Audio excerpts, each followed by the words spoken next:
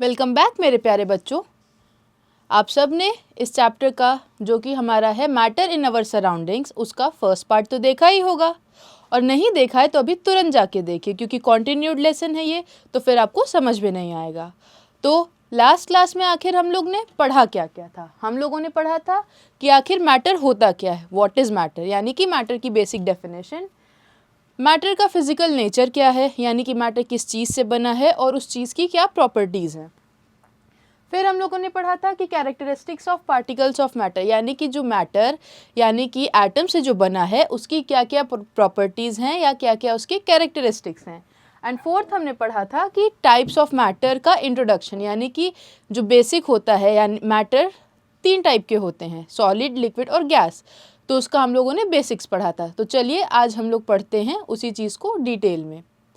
By the way, आप लोगों ने मैटर को तो पता होगा अब तक आप लोग को, लेकिन आप लोग कौन सा मैटर समझ रहे हैं, साइंस वाला या वो वाला जो आपस में होता है कि भाई मैटर हो गया, वो वाला मैटर नहीं है ये। अब सबसे पहला क्वेश्चन आता है, व्हाट इज़ सॉलिड। अब ये मेरे हाथ में एक पेन है, इसका एक पर्टिकुलर शेप है, एक स्ट्रक्चर है, ये क्या है, ये एक सॉलिड है। अब ये सॉलिड है क्यों? क्योंकि इसका एक पर्टिकुलर शेप है, एक पर्टिकुलर वॉल्यूम है, प्लस ये रिजिड है। ठीक, तो आइए, a solid is a state of matter which has fixed shape and volume. ये मैंने आप लोग को बता दिया कि जिस भी चीज़ का फिक्स्ड शेप है, फिक्स्ड वॉल्यूम है, वो चीज़ चाहे कितनी भी छोटी हो या कितनी भी बड़ी हो, इवन एक नमक का दाना वो भी एक सॉलिड होता है। क्यों? क्योंकि वो अपनी जो शेप है उसको रिटेन किए रहता है। फिर सेकेंड है, particles are close packed so they can vibrate but not flow. अब सॉलिड्स के एटम्स क्या होते हैं, बहुत ही क्लोजली स्पेस्ड होते हैं, क्लोजली पैक्ड होते हैं। तो होता क्या है कि अब वो चाहें तो भी वो हिल नहीं सकते हैं, वो अपनी जगह से ऐसे और ऐसे नहीं हो सकते। वो बहुत होंगे तो ऐसे ऐसे अपनी जगह पे थोड़ा थोड़ा हिलेंगे, बस, उससे ज़्यादा कुछ है नहीं। अब वो लिक्विड्स तो है नहीं कि ऐसे ऐसे उनका मूवमेंट फ्लो का चलता रहेगा, बिल्कुल नहीं, ऐसा होने वाला ही नहीं है। वो सॉलिड्स हैं, सब एक दूसरे के साथ ऐसे एकदम टाइटली पैक्ड, तो मूवमेंट भी नहीं है। थर्ड है, सॉलिड्स आर रिजिड। अब जब एटम्स इतना टाइटली पैक्ड होंगे तो उसमें मूवमेंट होगा कैसे, ठीक है। फिर फोर्थ है, they can not be compressed easily, उनको आप इजीली कंप्रेस नहीं कर सकते। फिर अब आपके दिमाग में आएगा कि मैम स्पॉन्ज को तो कर लेते हैं, राइट, स्पॉन्ज या फोम हम लोग उसको कर लेते हैं। तो ऐसा इसलिए होता है क्योंकि उसमें टाइनी स्पेसेस होते हैं जिसमें एयर ट्रैप्ड होती है। हम लोगों ने इसको स्क्वीज़ किया या कंप्रेस किया तो वो हवा बाहर निकलती है, उसका शेप चेंज हो जाता है। जैसे ही आप प्रेशर हटाएंगे वो वापस अपने शेप में चला जाता है। जैसे देखिए, हम लोग, ये एक सॉलिड है मान के चलते हैं। अब इसमें हम लोग क्या करें कि इसके एटम्स को हम लोग ऐसे ऐसे छोटे छोटे छोटे छोटे छोटे छोटे बनाते हैं। आप लोग मेरी ड्राइंग पे मत जाइएगा, बहुत खूबसूरत है। अब ये क्या हुआ, इतना टाइटली जब एटम्स हमारे पैक्ड होंगे, ये देखिए जब इतने टाइटली हमारे एटम्स पैक्ड हैं तो इसमें क्या हो रहा है, स्पेस बहुत ही कम है और इसको हम लोग स्क्वीज़ फिर ऐसे इजीली नहीं कर सकते हैं। तो इसी कारण से हम लोग के जो एटम्स होते हैं, जो सॉलिड्स होते हैं वो रिजिड होते हैं।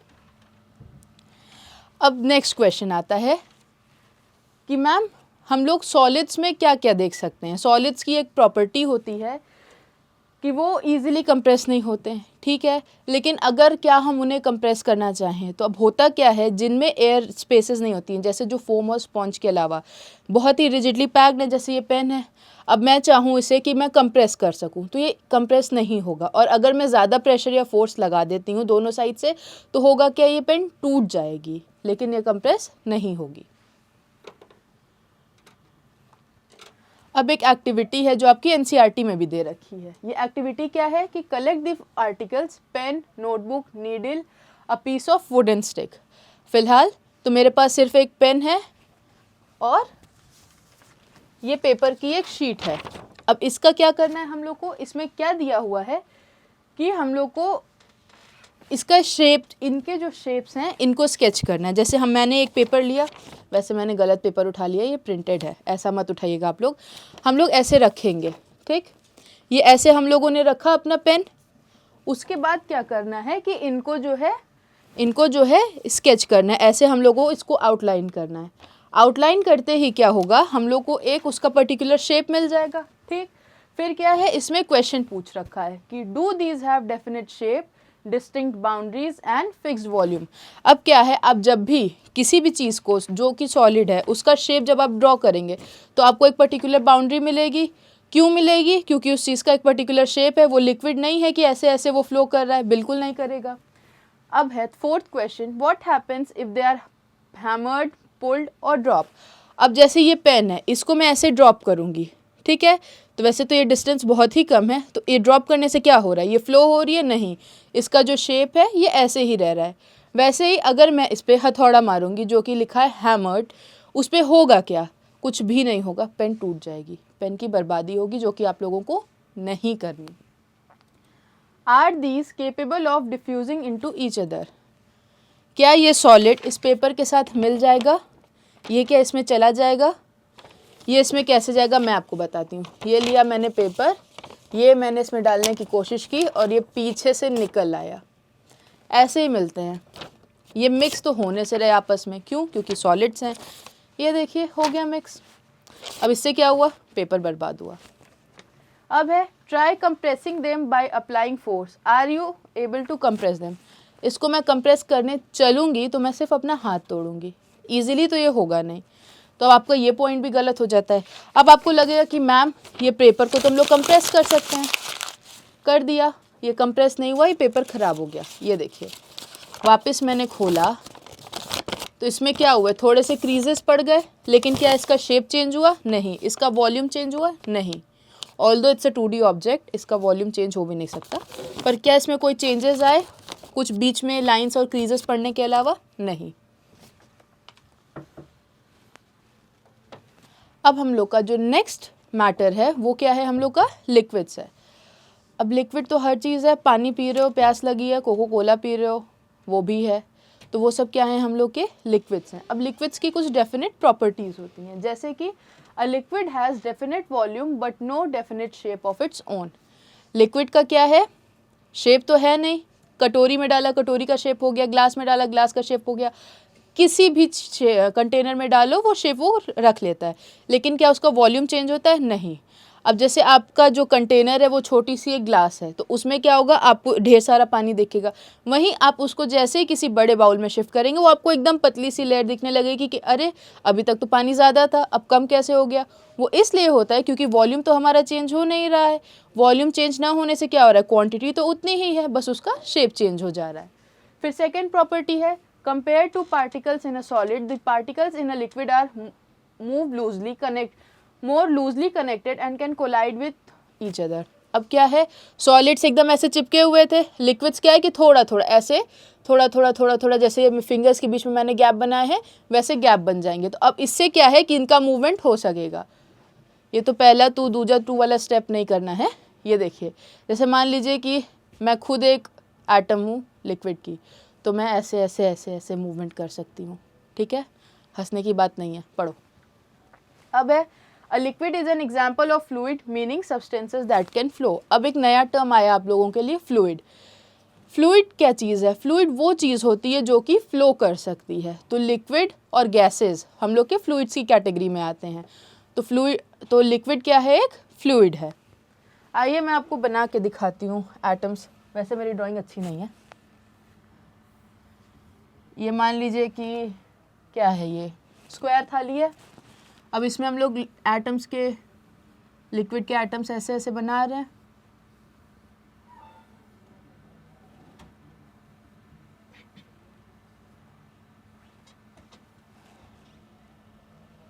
अब ये देखिए यहाँ पे ये स्पेसेस खाली हैं, तो स्पेस खाली होने से क्या होगा कि ये इजीली मूव कर पाएंगे।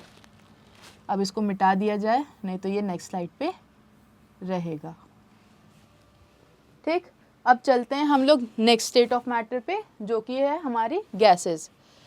गैसेस क्या है, ये हवा है, हम लोग सांस ले रहे हैं, ये भी गैस के कारण होता है। अब नहीं होता तो अभी तक तो हम लोग ऊपर जा चुके होते, ठीक है। गैसेस की क्या प्रॉपर्टीज़ हैं, gases have neither fixed definite shape nor fixed volume. ना ही शेप है ना ही वॉल्यूम है। अब ग्लास में रखोगे तो वो भी गैस है, इस पूरे रूम में वो भी गैस है, आप जहाँ हैं वो भी पूरी गैसेस हैं, ठीक। The spaces between the particles is maximum. Atoms जो होते हैं गैसेस की, उनकी क्या टेंडेंसी होती है कि भाई दूसरे एटम से जितना दूर जा सको उतना दूर।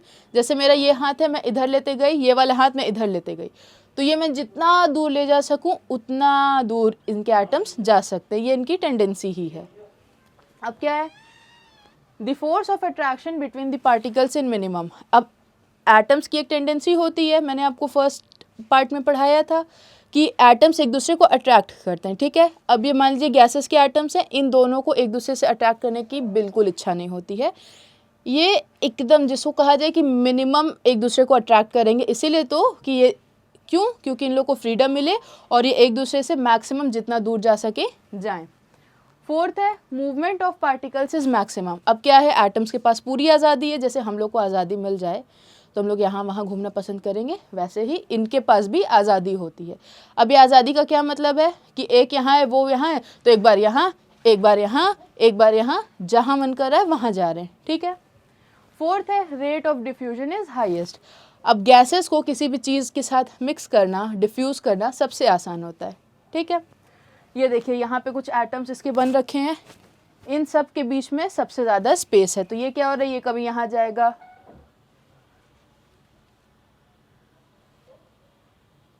ये कभी यहाँ जाएगा, ये कभी यहाँ जाएगा, कभी यहाँ जाएगा, कभी यहाँ जाएगा, कभी यहाँ जाएगा, तो उसकी कोई भी लिमिट नहीं है।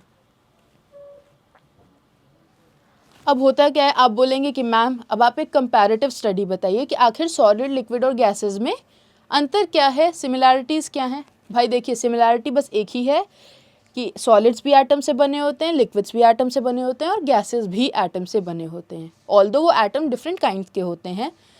जैसे ये पेन का एटम डिफरेंट काइंड का होगा, लिक्विड यानी कि वाटर का जो एटम होगा वो अलग होगा, जो गैस हम लोग के अराउंड है उसका एटम अलग होगा, पर जो बेसिक स्ट्रक्चर है एटम वो तीनों में ही होगा, ठीक।